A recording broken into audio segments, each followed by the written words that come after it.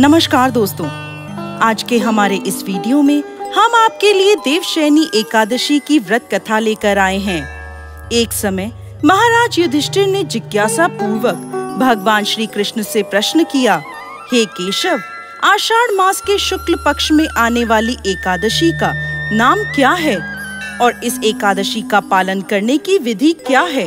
युधिष्ठिर महाराज की जिज्ञासा सुन भगवान श्री कृष्ण बोले, हे धर्मराज युधिष्ठिर, ध्यान पूर्वक सुनिए। मैं आपको एक कथा सुनाने जा रहा हूँ जो सृष्टि के रचयिता ब्रह्मा जी ने नारद मुनि को सुनाई थी। जैसा कि आप जानते हैं कि नारद मुनि सदैव लोक कल्याण हेतु विचरण करते रहते हैं।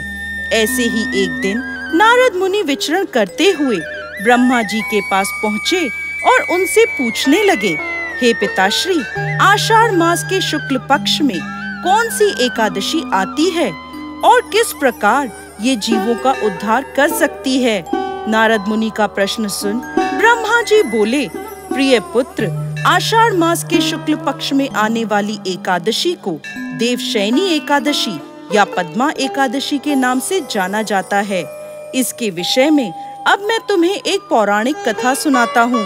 ध्यान पूर्वक सुनो। सतयुग के समय में पृथ्वी पर सूर्य वंश के अत्यंत पराक्रमी और धर्मपरायण राजा मानधाता राज्य करते थे। एक समय राजा मानधाता के राज्य में अकाल पड़ा। प्रजा दुखी थी और भूख प्यास से व्याकुल थी। हवन आदि शुभ कार्य भी सभी बंद हो गए थे। यह देख राजा को बहुत दुख हुआ। इस चिंता से वो वन की ओर चले जाते हैं। वन में भटकते भटकते राजा ऋषि अंगीरा के आश्रम में पहुंचते हैं। आश्रम में पहुंचकर वो ऋषि से बोलते हैं, हे सप्तऋषि, मैं आपकी शरण में आया हूँ। मेरे राज्य में अकाल पड़ा है।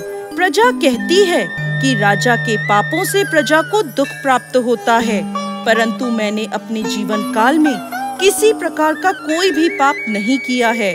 आप दिव्य दृष्टि से देखकर बताएं कि मेरे राज्य में अकाल पड़ने का क्या कारण है? तब अंगीरा ऋषि बोले, राजन, सतयुग में ब्राह्मणों का वेद पढ़ना और तपस्या करना धर्म माना गया है, परंतु आपके राज्य में इन दिनों एक शूद्र तपस्या कर रहा है। यदि आप उसे मार देते हैं तो आपके राज्य पर आया दोष और संकट दूर हो जाएगा और आपकी प्रजा सुखी हो जाएगी। तब राजा मानधाता बोले, ऋषिवर, मैं एक निरपराध तपस्वी शूद्र को नहीं मार सकता। आप इस कष्ट से छुटकारा पाने का कोई और सुगम उपाय बताएं। तब ऋषि अंगीरा बोले, सुगम उपाय कहता हूँ, ध्यान पूर्वक सुनिए राजन। आषाढ़ मास के शुक्ल पक्ष में भोग तथा मोक्ष देने वाली देवशयनी एकादशी आ रही है। आप इस एकादशी का विधि पूर्वक व्रत करें, जिसके प्रभाव से चतुर्मास तक आपके राज्य में वर्षा होगी। इस एकादशी का व्रत सिद्धियों को देने वाला तथा उपद्रवों को शांत करने वाला है। ऋषि अंगीरा की बात सुनकर राजा मानधाता उन्हें प्रणाम कर अपने राज्य की ओर लौट गए और अपनी प्रजा के साथ आषाढ़ मास के शुक्ल पक्ष में देवशयनी एकादशी का व्रत किया, जिसके फलस्वरूप उनके राज्य में चातुर्मास तक घनघोर वर्षा होती रही। साथ ही साथ राजा के और प्रजा के सभी कष्ट दूर हो गए। कथा का समापन करते हुए ब्रह्मा जी ने नारद मुनि से कहा, हे नारद, यह व्रत समस्त जीव आत्माओं को मुक्ति प्रदान करने वाला है। आगे भगवान श्री कृष्ण कहते हैं, हे राजन, यह एकादशी इतनी प्रभावशाली है कि जो भी व्यक्ति इसकी कथा का श्रवण या पठन करता है वह पाप मुक्त हो जाता है। भविष्य उत्तर पुराण के अनुसार इस एकादशी के दिन से भगवान श्री हरि विष्णु अन्य देवताओं के साथ 4 महीनों के लिए योग निद्रा में चले जाते हैं। इसी दिन से चातुर्मास का प्रारंभ होता है। इसलिए इन दिनों में कोई भी मांगलिक कार्य, यज्ञ आदि नहीं किए जाते। जय श्री हरि विष्णु।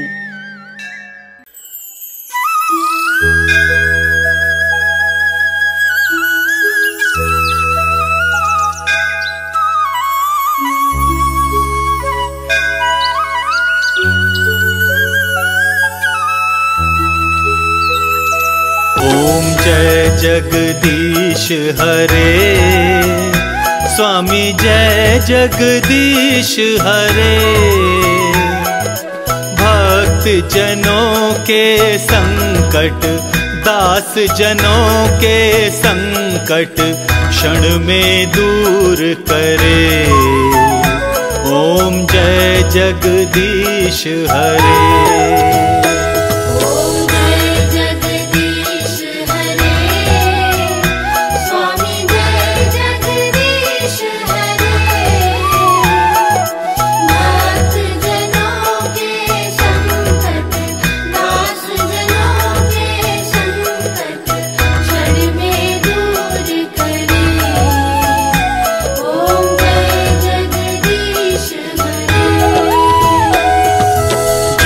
ध्यावे फल पावे, दुख बिन से मन का।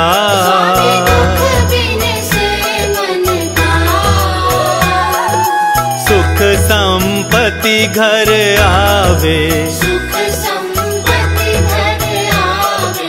कष्ट मिटे तन का।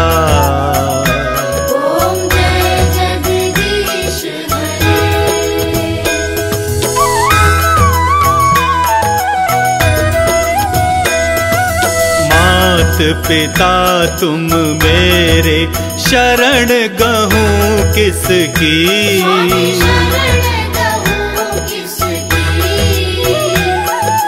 तुम बिन और न दूजा, आस करूं जिसकी।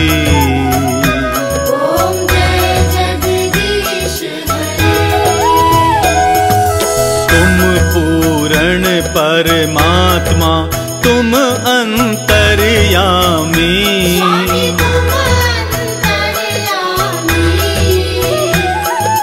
पार ब्रह्म परमेश्वर, तुम सबके स्वामी।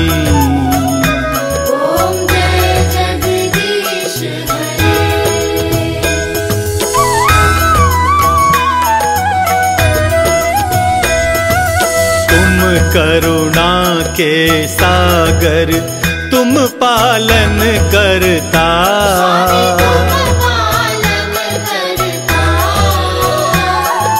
मैं मूरख खल कामी, कृपा करो भरता।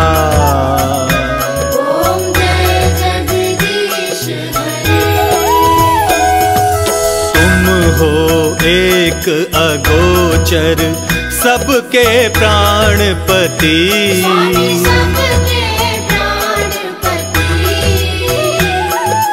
किस विधि मिलूं दया में,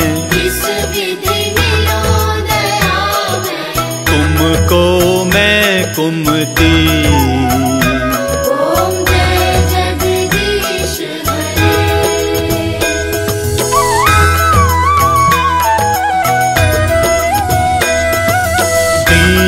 बंधु दुख हरता तुम ठाकुर मेरे,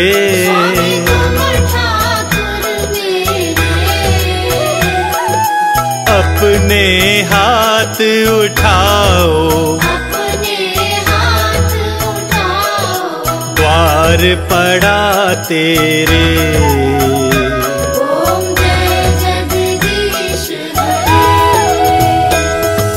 विषय विकार मिटाओ, पाप हरो देवा।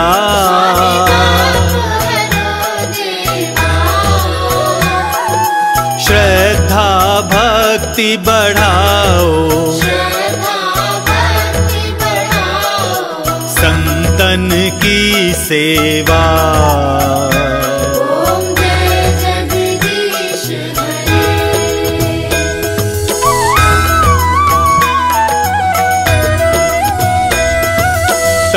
मन धन है स्वामी, सब कुछ है तेरा।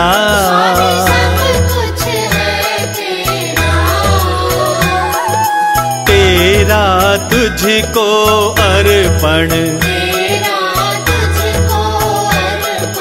क्या लागे मेरा।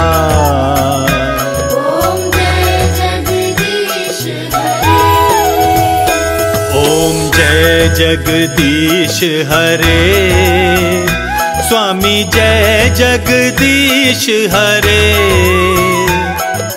भक्त जनों के संकट, दास जनों के संकट क्षण में दूर करे। ओम जय जगदीश हरे।